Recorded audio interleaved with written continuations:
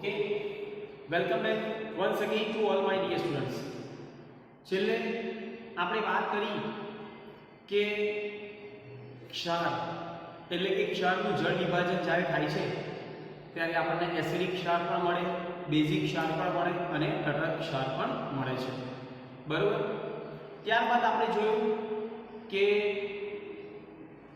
જળ વિભાજન અચળાંક જેમાં KH અને એને લગતા થોડા એક્ઝામ્પલ આજે આપણે ડિસ્કસ કરવાના છે. બરોબર. એના પછી આપણે આજે વાત કરીશું બફર દ્રાવણ કોને કહેવાય અને એને લગતા થોડા એક્ઝામ્પલ પણ આપણે જોઈશું. બરોબર.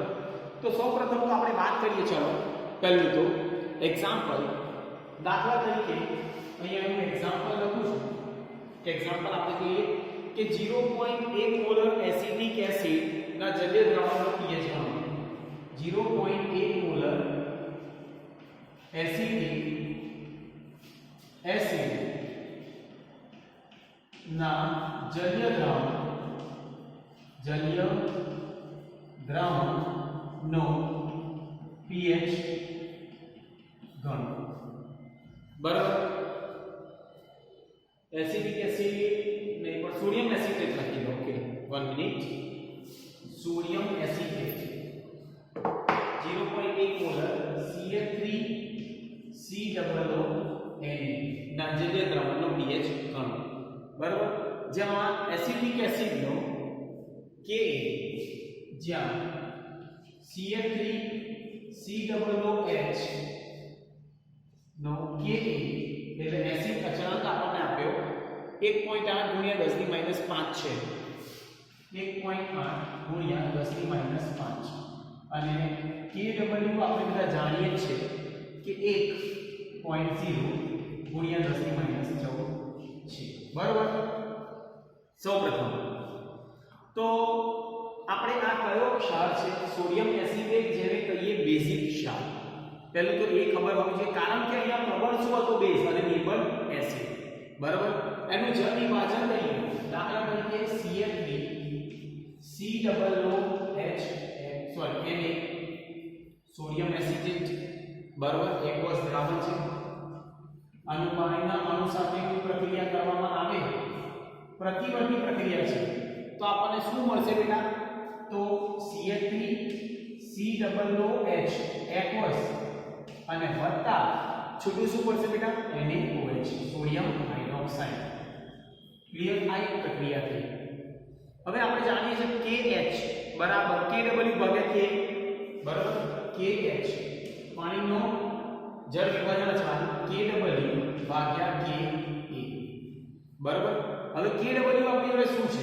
ચલો આપણે આપ્યું છે 1.0 ગુણ્યા 10 ની -14 ભાગ્યા Ka 1.8 ગુણ્યા 10 ની -5. ચલો સાદું રૂપ આપીએ. 5.5 ગુણ્યા 10 ની -10 થાય. આ શું મળી ગયું? KH. હવે આપણે જાણીએ છીએ KH. હવે આગળના વિડિયોની અંદર જોયું KH બરાબર શું આવશે બેટા? તો આપણે એવું કહીએ કે OH નો વર્ગ ભાગ્યા C0. બરાબર. તો KH આપણને આપેલું છે 5.5 ગુણ્યા 10 ની -10 બરાબર શું આવશે? OH નો વર્ગ ભાગ્યા C0. કેટલા આપ્યા? 0.8. એટલે OH બરાબર 5.5 ગુણ્યા 10 ની -11 આખો વર્ગ. બરાબર. ક્લિયર? હવે આના ઉપરથી એનું વર્ગમૂળ આપણે કાઢીએ તો OH બરાબર વર્ગમૂળમાં શું લેવાશે? 5. અહીંયા અંડર રૂટ 0.55 ગુણ્યા 10 ની -12. બરાબર. એટલે 0.55 નું વર્ગમૂળ કાઢો.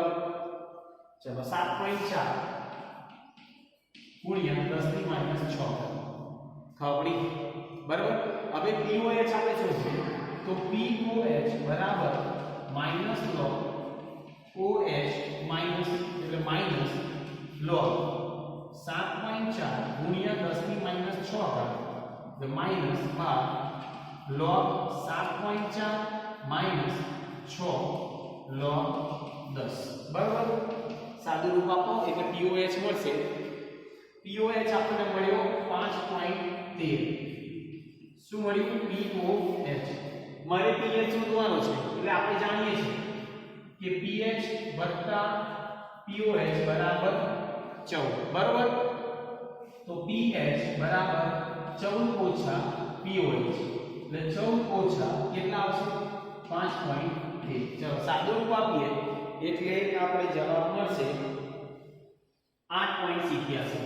8.87. આ શું આવ્યું? pH. ક્લિયર થઈ ગયું? બરાબર. ચલો નોટ ડાઉન કરી લો, પછી બફર દ્રાવણ જોઈએ છે.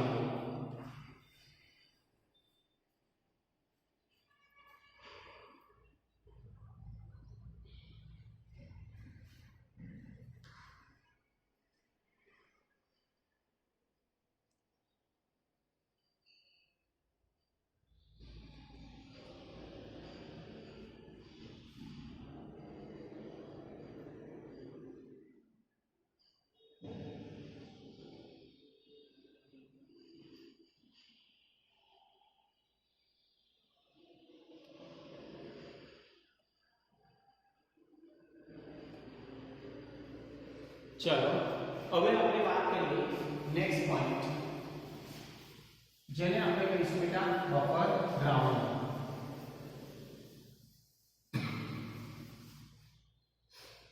બફર દ્રાવણ કોને કહેવાય? અહીંયા આપણે જોઈએ નેક્સ્ટ પોઈન્ટ આપણને આપ્યો બફર દ્રાવણ. સૌપ્રથમ તો આપણે એવું કહીએ કે આપણા શરીરમાં રહેલા લોહી જે છે અથવા તો પેશાબ હોય તો તેનો pH લગભગ નિશ્ચિત હોય છે. એટલે શરીરમાં રહેલા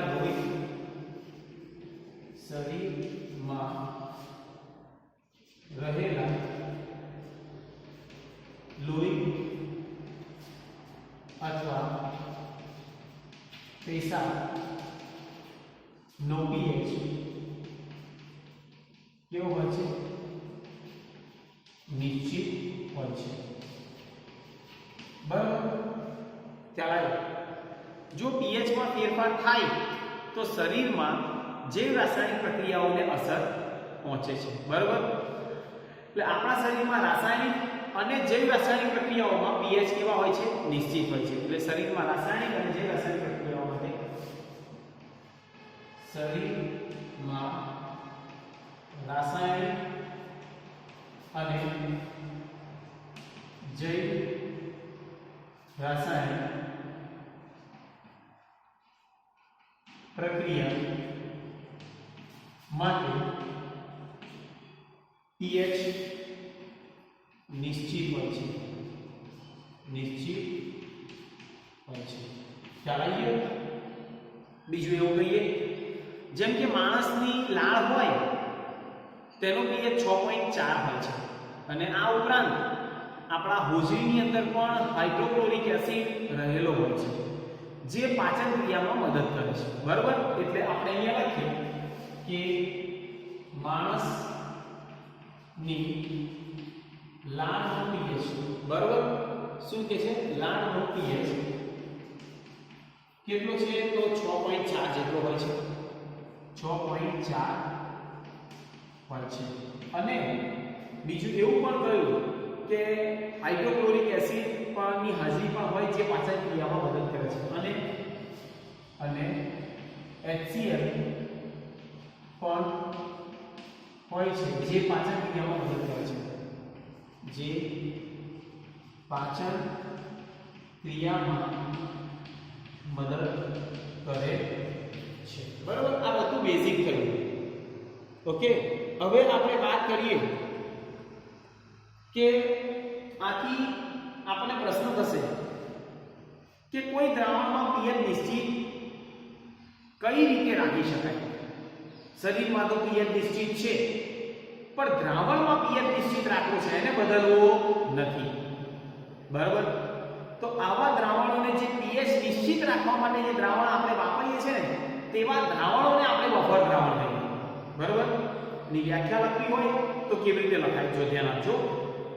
જે દ્રાવણમાં અલ્પ પ્રમાણમાં એસિડ અથવા તો બેઝ ઉમેરવામાં આવે અથવા તો તે દ્રાવણને પાણી વડે મંથન કરવામાં આવે તો પણ તેના pH માં ફેરફાર એટલે કે તે એના pH નો પ્રતિકાર કરે અને pH નું મૂલ્ય લગભગ અચળ રહે તેવા દ્રાવણોને બફર દ્રાવણ. એક સિમ્પલ એક્ઝામ્પલ લઈએ આપણે બેટા કે આપણે ખાઈએ છીએ એસિડ વસ્તુ ખાઈએ બરાબર, પણ છતાં પણ આપણા શરીરનો pH બદલાતો નથી કારણ કે આપણા શરીરમાં પણ એવું બફર દ્રાવણ છે કે જે pH ને બદલવા દેતું નથી. તો તેવા દ્રાવણને આપણે બફર દ્રાવણ કહીએ છીએ. ચાલો વ્યાખ્યા લખીશું કે જે દ્રાવણમાં અલ્પ પ્રમાણમાં એસિડ અથવા તો જે દ્રાવણમાં અલ્પ પ્રમાણમાં એસિડ અથવા બેઝ ઉમેરવામાં આવે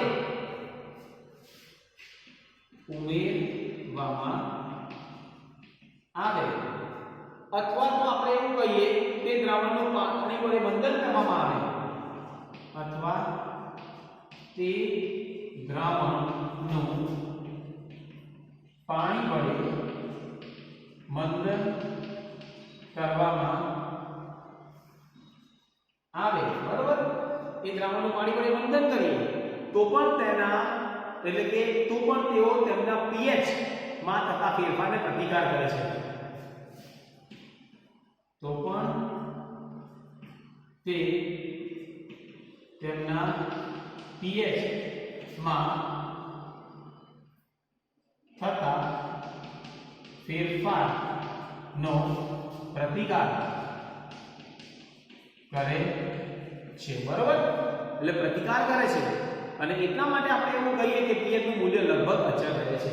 માટે pH નું મૂલ્ય અચળ રહે છે. શું અચળ રહેશે બેટા?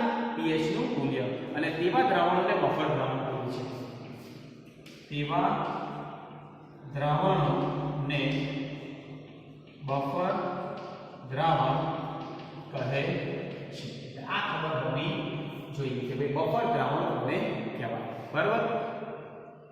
બીજું કે બફર દ્રાવણ એસિડિક કે બેઝિક હોઈ શકે.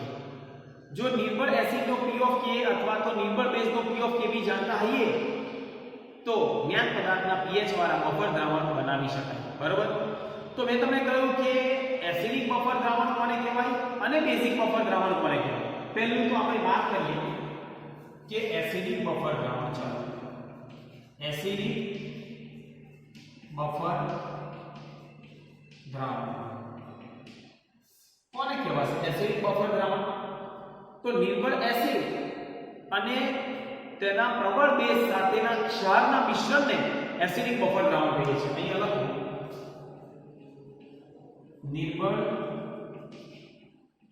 એસિડ અને બીજું આપણે એવું કહીએ કે તેના પ્રબળ બેઝના ક્ષાર, તેના પ્રબળ બેઝના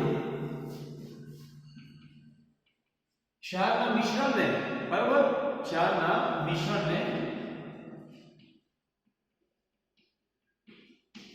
શું કહીશું બેટા? એસિડિક બફર દ્રાવણ બનાવી શકાય. કાં તો મિશ્રણ દ્વારા કાં તો ક્ષારના મિશ્રણ થી એસિડિક બફર દ્રાવણ બનાવી શકાય. ક્લિયર? સમજ્યા? કેવી રીતે બેઝિક બફર દ્રાવણ કોને કહેવાય? તો એ પણ આપણને ખબર હોવી જોઈએ કે બેઝિક બફર દ્રાવણ એટલે અહીંયા લખીએ બેઝિક બફર દ્રાવણ કોને કહીશું? તો નિર્બળ બેઝ અને તેના પ્રબળ એસિડ સાથેના ક્ષાર, નિર્બળ બેઝ અને તેના પ્રબળ એસિડ ના ક્ષારના મિશ્રણને થી બેઝિક બફર દ્રાવણ બનાવી શકાય. બરાબર, બેઝિક બફર દ્રાવણ બનાવી શકાય. ખ્યાલ આવી ગયો? એક એસિડિક અને એક બેઝિક. એક્ઝામ્પલ લઈએ. દાખલા તરીકે અહીંયા હું લખું છું પ્રકાર એસિડિક હોય, બેઝિક હોય કે તટસ્થ હોય. અહીંયા પદાર્થ હોય, બરાબર, અને છેલ્લું આપણે એવું કહીએ કે pH નું મૂલ્ય. pH નું મૂલ્ય. ચાલો, ઓકે, ધ્યાન આપજો. પહેલું એસિડિક. તો એસિડિક માટે વાત કરીએ તો એસિડિક માટે નિર્બળ એસિડ અને પ્રબળ બેઝનો ક્ષાર. તો જો નિર્બળ એસિડ એટલે CH3COOH અને બેઝિક ક્ષાર એટલે CH3COON, જેમાં pH કેવો હશે? લેસ ધેન 7 એટલે એસિડિક થઈ ગયું. ક્લિયર? બીજું આપણે કહીએ બેઝિક ક્ષાર. નિર્બળ બેઝ એટલે NH4OH અને પ્રબળ એસિડિક ક્ષાર NH4Cl, જેમાં કેવું હશે? ગ્રેટર ધેન 7 બેઝિક ક્ષાર છે. અને છેલ્લું તટસ્થની વાત કરીએ ને, તટસ્થ તો આપણે જાણીએ છીએ કે બેવ નિર્બળ. બરાબર, એસિડ પણ નિર્બળ અને બેઝ પણ નિર્બળ. NH4 બરાબર કેટલા થાય? 7. બરાબર, તો આ બધું જ આપણને ખબર હોવી જોઈએ કે એસિડિક બફર દ્રાવણ કોને કહેવાય અને બેઝિક બફર દ્રાવણ કોને કહેવાય. ક્લિયર? ચલો, નોટ ડાઉન કરી લો આ બધું જ. પછી એક્ઝામ્પલ એના રિલેટેડ ઇક્વેશન આપણે જોઈએ છે.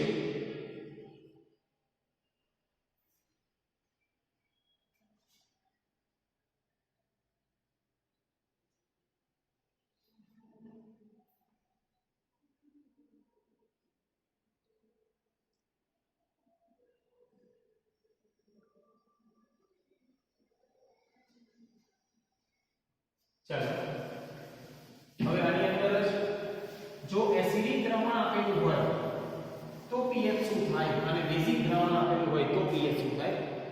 તો અહીંયા ધ્યાન આપજો કે એસિડિક દ્રાવણ માટે pH, એસિડિક દ્રાવણ માટે, બરાબર, તો pH બરાબર ઇક્વેશન તમારે યાદ રાખવાની છે. P of K વત્તા log 4/80. અહીંયા શું હશે?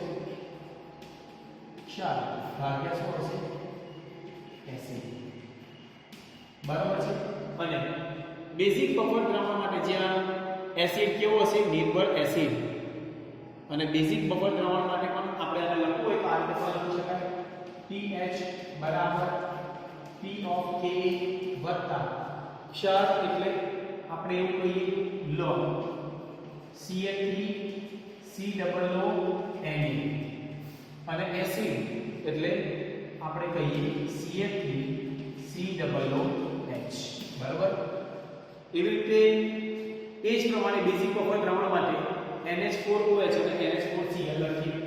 તો અહીંયા લખીએ બેઝિક બફર દ્રાવણ માટે. બરાબર, તો POH આવશે બરાબર P of KB વત્તા log શું આવશે? તો અહીંયા ક્ષાર એટલે એસિડિક ક્ષાર ભાગ્યા બેઝ. બરાબર, એટલે નિર્બળ બેઝ જેને કહીએ NH4OH ની સાંદ્રતા. બરાબર, બીજું એવું કહીએ કે આવા બફર દ્રાવણનો ઉપયોગ રાસાયણિક, જૈવ રાસાયણિક પ્રક્રિયાઓ અથવા તો આપણે એવું કહીએ કે વૈશ્લેષિક રસાયણમાં પણ કરવામાં આવતો હોય છે. માનવ શરીરમાં આપણે વાત કરીએ ને તો જો માનવ શરીરમાં શું હોય છે? તો પહેલું તો HCO3 અને CO3 ધરાવતા, અહીંયા એવું કહીએ HCO3 અને CO3 2 ધરાવતા, CO3 2 ધરાવતા શું હોય? સંયોજનો. તથા H2PO તથા H2PO2 હોય કાં તો 4 હોય બરાબર H2PO4 માઈનસ અને HPO4 માઈનસ HPO4 2 માઈનસ બરાબર ધરાવતા બફર દ્રાવણો આવેલા છે ધરાવતા બફર દ્રાવણો આવેલા છે બફર દ્રાવણો આવેલા છે એટલે આ પોઈન્ટ પર આપણને ખબર હોવી જોઈએ કે માનવ શરીરમાં કયા બફર દ્રાવણ છે મેં તમને અમને વાત કરી બરાબર તો આપણો pH અચળ રહે છે ગમે એટલો એસિડ કે ગમે એટલો બેઝ આપણે એન્ટર કરીએ છીએ છતાં પણ તો એની અંદર આ બધા શું છે બફર દ્રાવણો શેમાં છે શરીરની અંદર બરાબર તો આ બધા જ પોઈન્ટ આપણે બફર દ્રાવણના તમને ખબર હોવી જોઈએ હવે આના પછી આપણે વાત કરવાની છે કે અલ્પદ્રાવ્ય ક્ષારનો દ્રાવ્યતા ગુણાકાર જેને આપણે કહીએ KSP અને IP બરાબર પહેલા આ જોઈ લો પછી આપણે જોઈએ છીએ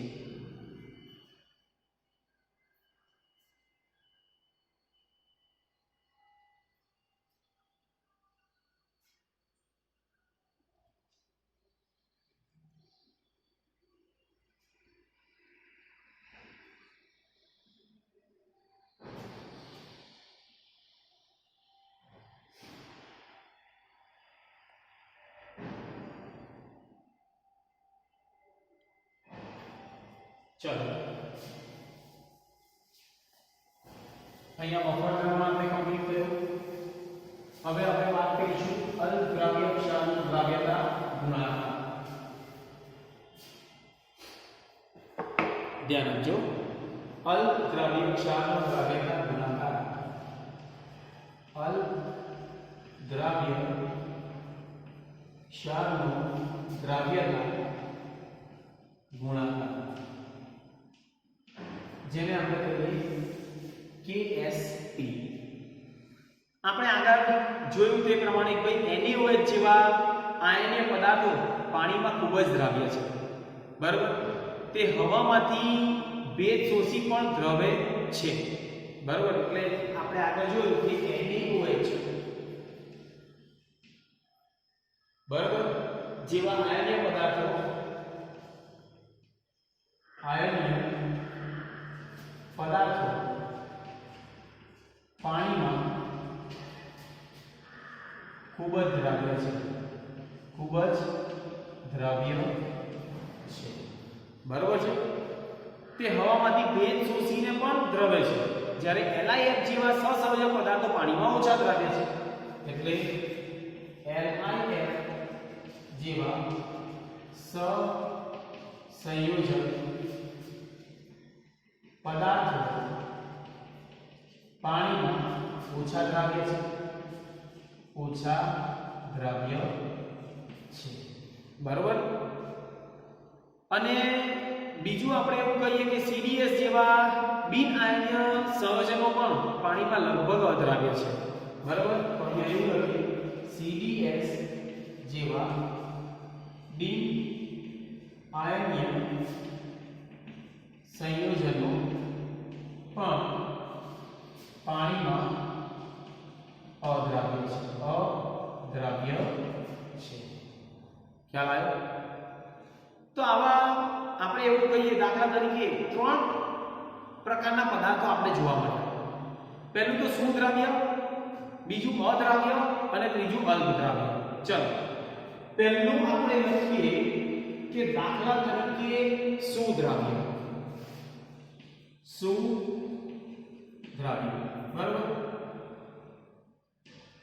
સુદ્રાવ્ય તો સુદ્રાવ્ય એટલે એનો મતલબ એવો થાય કે જે પદાર્થ પાણીમાં દ્રાવ્યતા 0.1 મોલર થી વધુ હોય અહીંયા લખ્યું જે પદાર્થની પાણીમાં દ્રાવ્યતા 0.1 મોલર થી વધુ હોય બરાબર છે એક્ઝામ્પલ લઈએ કયા કયા સુદ્રાવ્ય છે તો NaCl HCl NaOH NaCl HCl Na આ બધાની પાણીમાં દ્રાવ્યતા કેવી કેટલી હશે 0.1 મોલર કરતા વધારે બરાબર હવે અદ્રાવ્યની વાત કરીએ અદ્રાવ્ય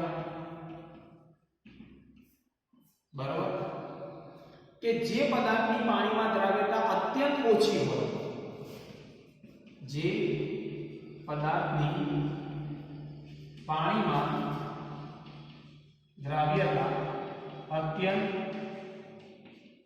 ઓછી હોય તેને આપણે અદ્રાવ્ય કહીએ કે જે દ્રાવ્ય થતા નથી cadmium sulphide lead sulphide CDS PBS અને ત્રીજું આપણે એવું કહીએ કે અલ્પ દ્રાવ્ય એટલે કે અલ્પ દ્રાવ્ય એનો મતલબ એવો થાય કે જે પદાર્થની પાણીમાં દ્રાવ્યતા કેવી હશે 0.01 મોલર થી ઓછી હોય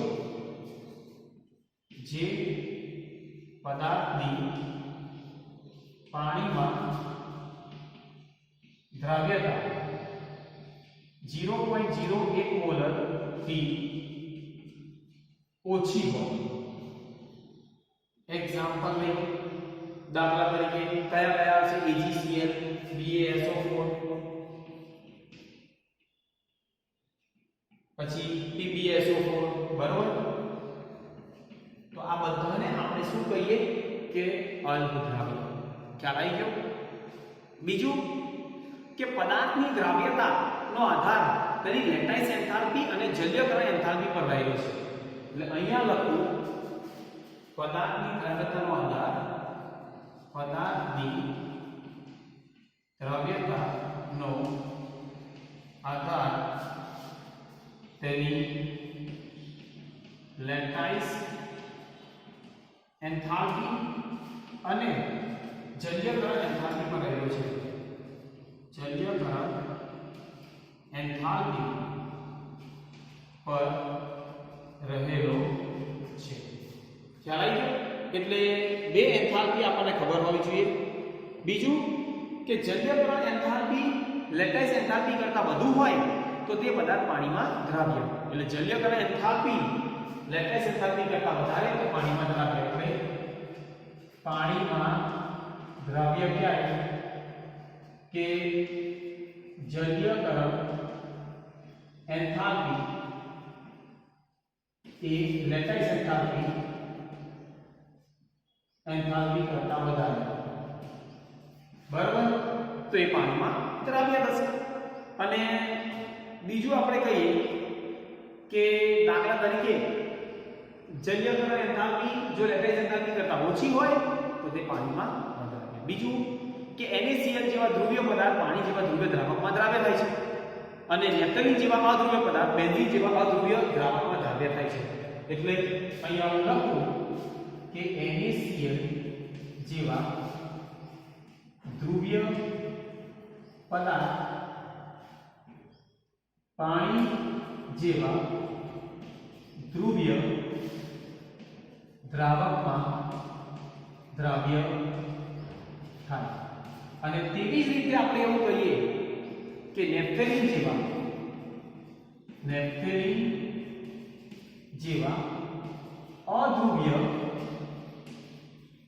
પદાર્થ બેન્ઝીન જેવા અધ્રુવ્ય દ્રાવકમાં દ્રાવ્ય થાય બેન્ઝીન જેવા અધ્રુવ્ય દ્રાવકમાં દ્રાવ્ય થાય છે એટલે એનો મતલબ એવો થયો કે ધ્રુવીય દ્રાવ્ય હોય ને એ ધ્રુવીય દ્રાવકમાં દ્રાવ્ય થાય અને અધ્રુવ્ય હોય તો એ અધ્રુવ્ય દ્રાવકમાં દ્રાવ્ય થાય બરાબર હવે અલ્પ દ્રાવ્ય ક્ષાર બહુ ઓછા પ્રમાણમાં દ્રાવ્ય હોય અને જલ્ય દ્રાવણમાં સંતુલન ધરાવે છે બરાબર આપણે જાણીએ છીએ કે તેમની વચ્ચે સંતુલન થાય છે અને જેટલો પદાર્થ ઓગળતો હોય છે તે સંપૂર્ણ આયનીકરણ પામેલો હોય છે ખ્યાલ આવી ગયો જેટલો પદાર્થ ઓગળે છે તેનું સંપૂર્ણ આયનીકરણ થતું હોય છે અલ્પ દ્રાવ્ય ક્ષારના સંતુલન રચના અને તેની દ્રવ્યતા પર સમાન આયનની અસર આપણે જોઈશું અલ્પ દ્રાવ્ય ક્ષાર છે બરાબર તો અહીંયા સુધી આ બધું પહેલા નોટ ડાઉન કરી લો પછી આપણે અલ્પ દ્રાવ્ય ક્ષારની દ્રવ્યતા જોઈશું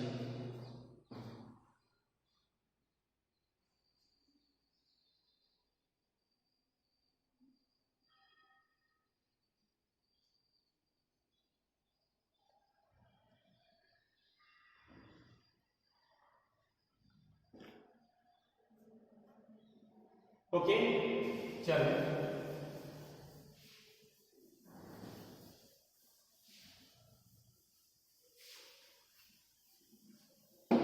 હવે આપણે વાત કરીએ બેટા અલ્પદ્રાવ્ય ક્ષારનો દ્રાવ્યતા ગુણાકાર અચળાંક.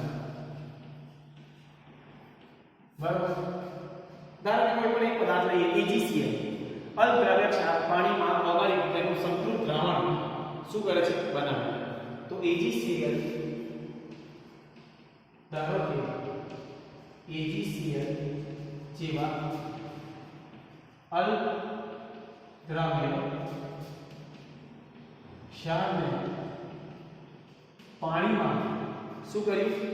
ઓગાળી તેનું સંતૃપ્ત દ્રાવણ બનાવ્યું.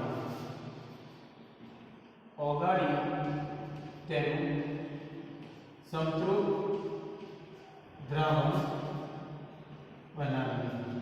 બરોબર છે. અને બીજું આપણે એવું કહીએ કે એની પ્રક્રિયા કેવી રીતે થશે? તો આપણે જાણીએ છીએ કે AgCl છે અલ્પદ્રાવ્ય ક્ષાર છે, બરાબર, સોલિડ છે.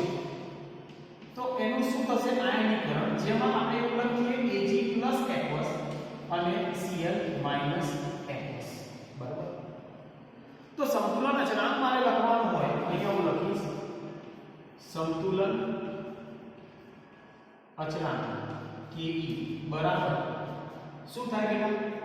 તો Ag ની સાંદ્રતા Cl ની સાંદ્રતા ભાગ્યા AgCl ની સાંદ્રતા. હવે શુદ્ધ ઘન પદાર્થ માટે સાંદ્રતા તેની ઘનતા હોય છે અને નિશ્ચિત તાપમાને ઘનતા નિશ્ચિત હોવાથી આપણે ઘનની સાંદ્રતા અચળ ગણી શકાય. એટલે ઘનની સાંદ્રતા અચળ, આ સોલિડ છે તો ઘનની સાંદ્રતા અચળ ગણી શકાય. એટલે આ અચળ થઈ ગઈ. એટલે આપણે એવું લખી શકીએ કે Ke into AgCl solid બરાબર Ag plus અને Cl minus, જેને આપણે કહેવાય KSP, જેને આપણે કહેવાય solubility product. Sp એટલે અલ્પદ્રાવ્ય ક્ષાર, AgCl નો અલ્પદ્રાવ્ય ક્ષાર. સમજ્યા? KSP તો તેને આપણે કહેવાય દ્રાવ્યતા ગુણાકાર. દ્રાવ્યતા ગુણાકાર અચળાંક. ખ્યાલ આવી ગયો? દ્રાવ્યતા ગુણાકાર અચળાંક. એટલે આ બીજું આપણે એવું કહીએ તેમાં તેને માત્ર દ્રાવ્યતા ગુણાકાર તરીકે પણ દર્શાવવામાં આવે છે. બરાબર, Ag plus અને Cl minus આયનની સાંદ્રતા નક્કી કરીએ તો દ્રાવ્યતા ગુણાકાર પણ આપણે શોધી શકાય. એટલે જો આ બેની સાંદ્રતા આપણે જાણતા હોઈએ તો KSP નું મૂલ્ય આપણે મેળવી શકીએ છીએ. બરાબર, તો આ બધું જ આપણને ખબર હોવી જોઈએ. KSP નું મૂલ્ય તમારે શોધવું હોય, દાખલા તરીકે કોઈ પણ એક એક્ઝામ્પલ લઉં છું કે એક સિમ્પલ એક્ઝામ્પલ કે Ag plus અને Cl minus ની સાંદ્રતા લગભગ અહીંયા આપણને 1.3 ગુણ્યા 10 ની minus 5 મોલર આપેલી છે. બરાબર, મારે KSP શોધવું છે તો આપણે જાણીએ છીએ KSP બરાબર Ag plus અને Cl minus 1.3 ગુણ્યા 10 ની minus 5, 1.3 ગુણ્યા 10 ની minus 5. જવાબ શોધી કાઢો. 1.69 into 10⁻10 અને મોલ પ્રતિ લિટર આખાનો વર્ગ અથવા m નો વર્ગ લખો તો પણ ચાલે. સમજ્યા? ખ્યાલ આવી ગયો? તો આ દ્રાવ્યતા નક્કી કરવી હોય તો આવી રીતે દર વડે પણ ગણી શકાય. તો આ KSP આપણને મળ્યું, જેને કહીએ સોલ્યુબિલિટી પ્રોડક્ટ. બરાબર, હવે આજના વિડિયો માટે આટલું ઇનફ હતું. નેક્સ્ટ વિડિયોની અંદર આને લગતા થોડા એક્ઝામ્પલ જોઈશું અને ત્યારબાદ દ્રાવ્યતા ગુણાકારની ઉપયોગિતા ક્યાં થાય છે, ક્યારે પ્રક્રિયા આપમેળે થાય છે, ક્યારે પ્રક્રિયા આપમેળે ન થતી, KSP અને IP શું છે એ બધું આપણે વાત કરીશું. બરાબર, આજના વિડિયો માટે આટલું enough. Thank you very much.